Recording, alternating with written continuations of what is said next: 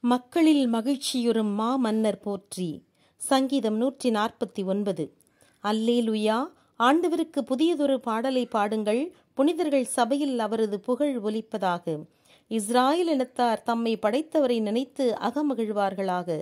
சீயோன் மக்கள் தம் அரசரை நினைத்து களி கூறுவார்களாக. நடனம் செய்து அவரது பெயரை புகழ்வார்களாக. தம்புராவும் யாழும் கொண்டு அவரை புகழ்ந்து பாடுவார்களாக. ஏனெனில் ஆண்டவர் தம் மக்கள் மீது அன்பு கூறுகிறார். தாழ்ந்தவர்களுக்கு மீட்பளித்து அணி செய்கிறார். மகிமை பொங்க புனிதர்கள் களி கூறுவார்களாக. தம் படுக்கைகளில் மகிழ்ந்து பாடுவார்களாக. அவர்களது நாவில் இறைவனது பெரும் புகழ் ஒலிப்பதாக. இருபுறமும் கருக்குள்ள பட்டயங்களை தம் கரங்களில் தாங்குவார்களாக. அவ்வாறு புற இனத்தாரை பழி வாங்குவார்களாக. மக்களினத்தாரை கண்டிப்பார்களாக. அவர்களுடைய மன்னர்களை சிறைப்படுத்துவார்களாக. அவர்களுடைய தலைவர்களுக்கு இருப்பு விளங்கிடுவார்களாக.